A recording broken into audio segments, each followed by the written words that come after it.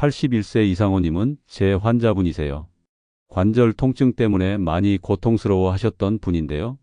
집에서 제가 말씀드린 방법을 실천하셨고 3개월 후 통증이 거짓말처럼 사라졌습니다. 하루 5분만 투자해서 장수하는 방법 지금부터 여러분께 알려드리겠습니다. 오늘부터 바로 집에서 하실 수 있습니다.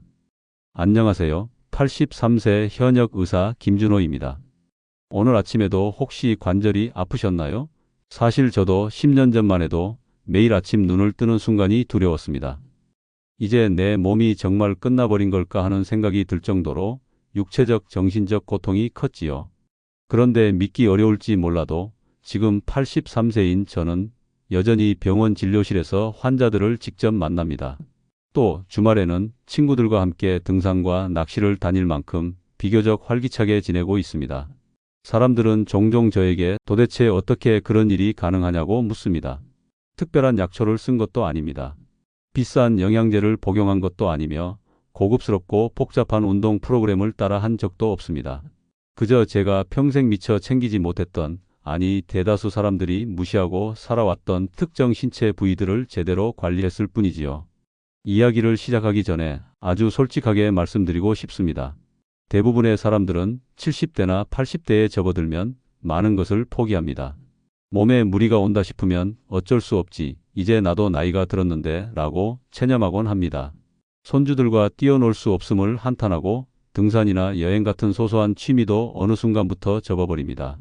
때로는 내일 아침에 내가 과연 일어날 수 있을지 걱정하며 잠자리에 들죠. 이 마음 저도 절실하게 이해합니다. 그러나 제가 50년 넘는 세월 동안 의사로 살아오면서 깨달은 사실은 나이 들면 어쩔 수 없는 거라고 여겨왔던 것들을 얼마든지 바꿀 수 있다는 것입니다. 건강하게 오래 사시는 분들을 유심히 살펴보면 모두 특정 신체 부위를 집중적으로 관리한다는 공통점이 있었습니다. 이 부위들이 어떤 부분이며 어떻게 관리하는지 알게 된다면 70대나 80대, 심지어 그 이상이라 해도 결코 늦지 않을 것입니다. 이미 늦었다고 생각하실 수도 있습니다. 아유, 나는 벌써 70 중반인데 이제 와서 뭘 바꾼다고 달라지겠어 하고 말이죠. 절대 그렇지 않습니다. 저는 83세로서 제 경험과 주변의 임상 사례를 통해 말씀드릴 수 있습니다. 기적 같은 개선은 생각보다 아주 가까이에 있고 심지어 간단한 방법으로도 충분합니다. 그러니 끝까지 제 이야기를 들어주세요. 그리고 더 많은 건강 비결을 알고 싶으시다면 꼭 이 채널을 구독해 주세요. 알림 설정까지 해두신다면 다음에 제가 말씀드릴 소중한 건강 팁을 놓치지 않고 받아보실 수 있습니다. 잠시만요. 제가 50년간의 의료 경험을 통해 찾아낸 그 놀라운 건강 비밀을 공개하기 전에 요즘 분들이 가장 궁금해하는 점을 짚어보겠습니다. 바로 인체가 사실상 하나로 연결된 길과 같다는 사실입니다. 마치 도로의 교차로처럼 전체 건강에 결정적인 영향을 미친다는 점이 핵심이지요. 제가 발견한 4가지 신체 부위는 다음과 같습니다. 발, 겨드랑이, 허벅지 안쪽, 등과 두피. 이제부터 이 부위들이 왜 그렇게 중요한지, 그리고 구체적으로 어떻게 관리해야 하는지를 하나씩 나눠서 말씀드리겠습니다. 모두 어렵지 않은 방법들이니 천천히 따라와 보세요. 첫 번째는 발입니다. 발은 매일 수많은 활동을 통해 우리를 움직여주는, 어찌 보면 우리 몸의 뿌리 같은 존재입니다. 하지만 대부분의 사람들은 발을 특별히 관리하지 않습니다. 어차피 맨날 걷는 거니까 그냥 씻기만 하면 되겠지라고 쉽게 여기는 분들이 많죠. 하지만 발에는 7,000개 이상의 신경 말단이 존재합니다. 이는 우리의 내장 기관과도 밀접하게 연결되어 있습니다. 동양의학에서 말하는 경락 개념이 대표적이고 서양의학도 이제 발바닥 반사구와 장기와의 상관관계를 인정하고 있지요. 제가 의대생들에게 자주 하는 말이 있습니다.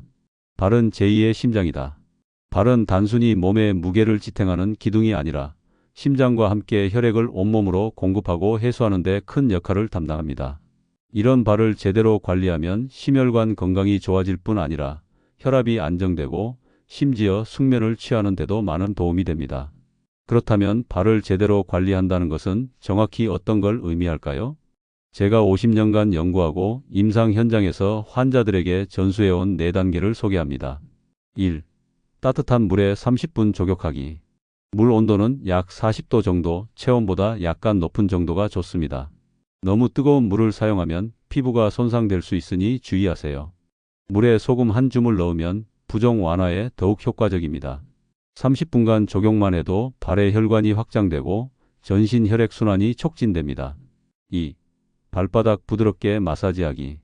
발바닥에는 장기와 연결된 반사구가 존재합니다. 손가락 끝으로 발바닥을 원 그리듯이 마사지해 주세요. 아침에 일어나서 그리고 잠들기 전에 5분씩만 해도 소화 기능 개선, 숙면에 큰 도움이 됩니다. 3. 발가락 사이까지 꼼꼼히 세척 후 완전히 건조하기. 발가락 사이는 습기가 많은 곳이라 균이 번식하기 쉽습니다. 부드러운 수건이나 면봉으로 사이사이를 완전히 말려주는 것이 중요합니다. 당뇨병이 있으신 분들은 반드시 이 과정을 더 철저하게 해주세요. 작은 상처가 크게 번질 수 있습니다. 4. 보습 크림과 미끄럼 방지 신발 사용하기. 노년기에는 피부가 건조해지므로 목욕 후 풋 크림이나 보습제로 발을 부드럽게 관리하세요. 집 안에서도 미끄럼 방지 슬리퍼를 착용하세요. 맨발로 딱딱한 바닥을 오래 걷는 건 발 건강에 좋지 않습니다. 실제 제가 진료실에서 만났던 71세 환자 중 한 분은 발에 굳은 살과 염증 때문에 일상생활이 어려울 정도였습니다. 하지만 위 4가지 단계를 3개월간 꾸준히 실천하고 미끄럼 방지 신발로 바꾸었더니 아침에 일어날 때 통증 없이 일어서게 되었다고 하더군요. 발 관리는 이렇게 간단하면서도 강력한 효과를 지니고 있습니다. 만약 여러분이 너무 늦은 거 아닐까 라고 생각하신다면 이 영상을 보는 순간이 가장 빠른 때일 수도 있습니다. 내일 아침부터 시작해 보세요. 두 번째는 겨드랑이입니다. 겨드랑이는 흔히 땀이 나는 곳, 냄새를 관리해야 하는 곳 정도로만 여겨지지만 사실은 우리 몸의 자연 해독센터라고 할 수 있습니다. 왜냐하면 겨드랑이에는 중요한 림프절이 약 20개 이상 모여 있어 혈액 속의 독소를 제거하고 백혈구를 만들어내는 면역 기능이 핵심이 되기 때문이지요. 겨드랑이 관리라고 하면 많은 분들이 향수가 든 스프레이나 강력 데오드란트로 땀샘을 막아버리는 방법을 떠올립니다. 그러나 문제는 땀샘이 막히면 독소 배출이 어려워지고 그 독소가 오히려 몸속에 축적될 수 있다는 점이죠. 그렇다고 아무 처치 없이 두면 냄새와 세균 번식이 걱정됩니다. 이때 우리가 생각해야 할 것은 자연스러운 흐름을 해치지 않는 관리입니다. 제가 50년 동안 환자들에게 전수해 온 겨드랑이 관리 4단계는 다음과 같습니다. 1. 향이 없는 순한 비누로 부드럽게 세척하기. 화학 성분이 강한 바디워시나 비누는 겨드랑이의 자연 균형을 파괴합니다. 녹차 성분, 코코넛 오일 등 천연 성분 비누를 사용해 원을 그리듯 부드럽게 닦아주세요. 2. 샤워 후 완전히 건조하기. 겨드랑이는 습기가 차기 좋은 부위라 세균이 쉽게 번식합니다. 부드러운 수건이나 차가운 바람에 헤어드라이어로 완전히 말려주세요. 3. 자연 유래 성분의 데오도란트 사용하기. 알루미늄, 파라벤 등 화학 성분이 든 제품은 땀샘을 막아 장기적으로 면역 기능에 영향을 줄 수 있습니다. 베이킹소다, 코코넛 오일 혹은 물에 희석한 사과, 식초 같은 자연 데오도란트를 추천합니다. 4. 아침 2분 림프 마사지. 팔을 들어 겨드랑이 주변을 가슴 쪽으로 1분씩 마사지해 주세요. 림프절 순환이 활발해져 독소 배출과 면역 강화에 큰 도움이 됩니다. 이 단계를 꾸준히 실천한 분들 중에는 오랫동안 기관지염과 알레르기로 힘들어했던 72세 분도 계셨습니다. 기존에는 항생제나 스테로이드를 먹지 않으면 환절기를 나기가 어려웠는데 겨드랑이 관리를 시작한 뒤로는 면역력이 높아져 계절병 증상이 현저히 줄었다고 합니다. 겨드랑이는 단순한 땀구멍 정도로 여길 곳이 절대 아닙니다. 우리 몸의 자연 해독센터를 원활히 가동시키는 핵심 부위입니다. 70대, 80대 이후에도 면역력을 높이려면 지금부터라도 겨드랑이를 제대로 관리해 보세요. 세 번째는 허벅지 안쪽입니다. 많은 분들이 청결에 신경 쓰면서도 실제로 허벅지 안쪽까지는 꼼꼼히 관리하지 못하는 경우가 많습니다. 나이가 들수록 몸이 뻣뻣해져 손이 잘 닿지 않는 탓이 크죠. 하지만 허벅지 안쪽, 특히 사타구니 근처에는 우리 몸의 주요 혈관과 림프절이 집중되어 있습니다. 서양의학과 동양의학에서 모두 인정합니다. 이 부위의 순환 상태는 간 기능, 더 나아가 전신의 해독 기능에도 영향을 미칩니다. 허벅지 안쪽 혈류가 원활하지 않으면 다리가 자주 붓고 심지어 간 수치도 나빠질 수 있습니다. 제가 발견한 허벅지 안쪽 관리 방법은 다음과 같습니다. 1. 따뜻한 물과 순한 비누로 부드럽게 씻기. 목욕 시 이 부위를 종종 놓칩니다. 뻣뻣한 몸 때문에 잘 닿지 않는다면 긴 막대에 스펀지를 감아 사용해 보세요. 2. 통기성 좋은 면 소재 옷 착용. 습하고 따뜻한 부위라 피부 트러블이 발생하기 쉽습니다. 샤워 후 완전히 말린 뒤 면 혹은 마소재의 옷을 넉넉하게 입으세요. 3. 나비 자세 등 간단한 스트레칭. 나비 자세를 통해 허벅지 안쪽 근육을 풀어주세요. 침대에 누워서도 할 수 있는 변형 스트레칭을 추천합니다. 무릎을 옆으로 눕히기만 해도 효과적입니다. 4. 보습제와 파우더 사용. 허벅지 안쪽은 마찰이 많은 부위라 나이 들수록 건조하고 쉽게 갈라집니다. 샤워 후에 코코넛 오일, 바세린을 바르세요. 여름철엔 베이비 파우더로 땀과 마찰을 줄일 수 있습니다. 이렇게만 해도 다리 부종이나 만성 피로, 나아가 간 기능 개선에 도움이 됩니다. 실제로 81세 환자분은 매일 밤 다리가 저려 잠들기 어려웠습니다. 여러 병원에서 검사했지만 원인은 딱히 나오지 않았죠. 그런데 허벅지 안쪽 관리를 한 달 정도 꾸준히 했더니 다리 저림이 사라지고 간 수치도 정상으로 돌아왔습니다. 허벅지 안쪽은 단순히 피부가 아니라 전신의 주요 순환로가 밀집된 곳입니다. 70대, 80대 이후에도 활력을 유지하고 싶다면 지금부터라도 이 부위를 소홀히 대하지 마시길 바랍니다. 다음은 등과 두피입니다. 마지막, 많은 분들이 큰 관심을 두지 않는 부분이 바로 등과 두피입니다. 우리가 샤워할 때도 등은 손이 잘 닿지 않는 탓에 대충 넘기기 쉽습니다. 또 두피는 머리 감으면 끝 정도로 생각하기 마련이지요. 하지만 등과 두피는 우리 몸의 신경계와 뇌 건강에 직접적으로 연결된 중요한 부위입니다. 등 근육이 뭉치고 목이 뻣뻣해지면 뇌로 가는 혈류가 감소해 인지 기능과 기억력이 떨어질 수 있습니다. 두피도 마찬가지입니다. 두피의 혈액순환이 원활해야 두뇌가 충분한 영양과 산소를 공급받을 수 있지요. 제가 임상 현장에서 연구하고 실천해 본 결과 등 두피 관리는 생각보다 간단합니다. 1. 미지근한 물과 부드러운 브러쉬로 등을 씻어주기. 긴 손잡이가 달린 부드러운 브러쉬를 사용해 척추에서 바깥쪽으로 원을 그리며 씻어주세요. 너무 뜨거운 물은 피하고 미지근한 온도를 추천합니다. 2. 두피 마사지로 뇌 혈류 개선하기. 두피에는 매우 많은 혈관이 분포합니다. 아침 저녁 5분씩 손가락 끝으로 가볍게 원을 그리며 문질러 주세요. 샴푸할 때도 지그시 마사지하듯이 감으면 더욱 효과적입니다. 3. 아침 스트레칭으로 척추 유연성 유지. 척추는 신경계의 고속도로입니다. 나이가 들어 굳어지면 온몸에 신호 전달이 늦어질 수 있습니다. 간단히 머리를 좌우로 돌리고 어깨를 회전하며 침대에서도 가능하면 살짝 엉덩이를 들었다 내리는 동작만 해도 큰 도움이 됩니다. 4.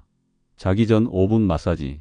잠자리에 들기 전 5분 목에서 허리까지 오일이나 크림을 사용해 부드럽게 문질러 주세요. 중추 신경계가 편안해지면서 숙면을 유도합니다. 75세 환자분은 평소 내가 요즘 치매가 오는 게 아닌가 싶을 정도로 기억력이 떨어지고 피곤함을 호소했습니다. 병원 검사에서는 치매 초기 증상이라기보다는 단순한 혈액순환 문제와 수면 부족으로 인한 인지력 저하로 판명되었지요. 제가 안내해드린 등두피 관리법을 2주간 실천하셨더니 머리가 맑아지는 느낌을 받으셨다고 했습니다. 가족들도 뭔가 달라졌다는 이야기를 할 만큼 말이죠. 등과 두피는 단순한 세척 부위가 아닙니다. 뇌로 향하는 통로를 지키고 기억력을 관리하는 중요한 부위입니다. 지금부터라도 철저하게 관리하시길 권합니다. 지금까지 살펴본 4대 관리 부위, 발, 겨드랑이, 허벅지 안쪽, 등과 두피. 이걸 다 어떻게 하지 너무 많아 보이는데 하고 겁먹을 수도 있습니다. 하지만 아주 작은 습관만 있으면 충분히 해결할 수 있습니다. 제가 50년 의사 생활을 통해 터득한 방법을 공유해 보겠습니다. 1. 요일별로 한 부위씩 관리하기. 월요일 발 관리, 수요일 겨드랑이 관리, 금요일 허벅지 안쪽 관리, 일요일 등과 두피 관리.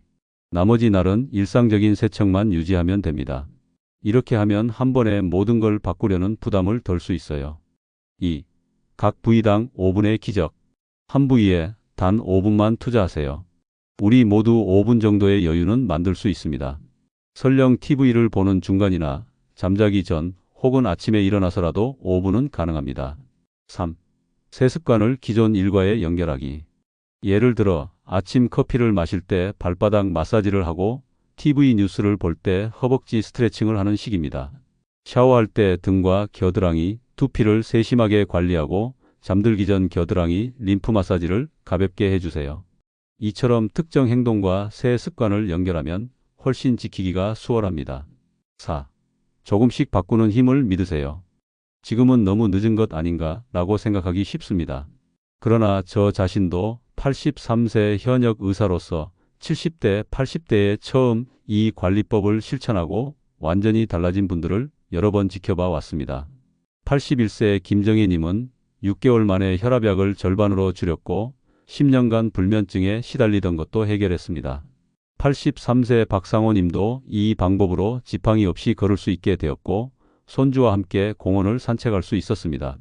결국 핵심은 작은 변화가 인생을 완전히 바꿀 수 있다는 사실입니다.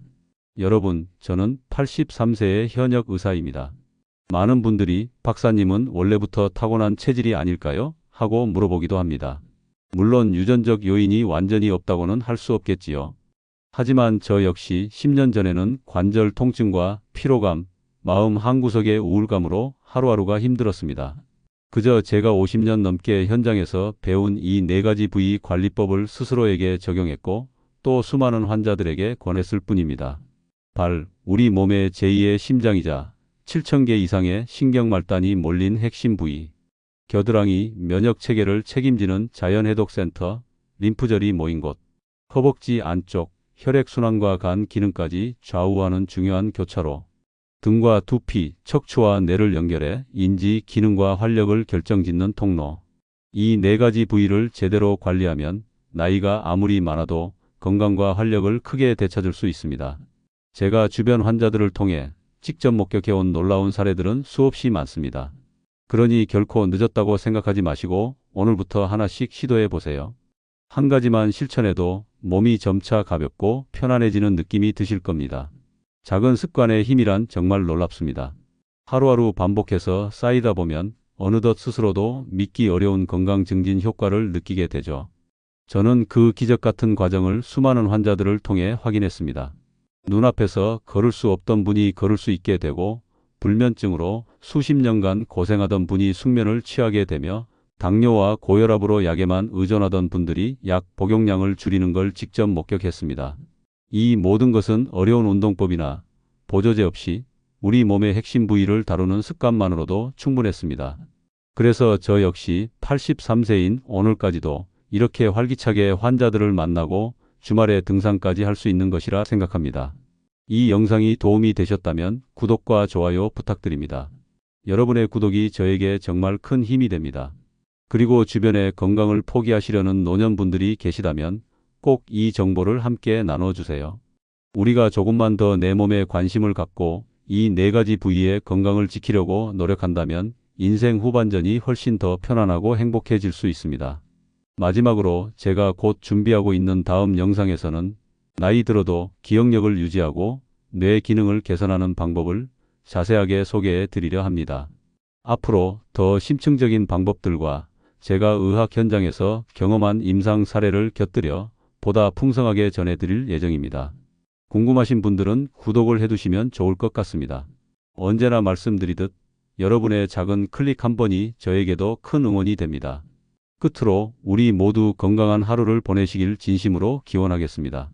이상 83세 현역 의사 김준호였습니다. 늘 곁에서 응원하겠습니다. 감사합니다.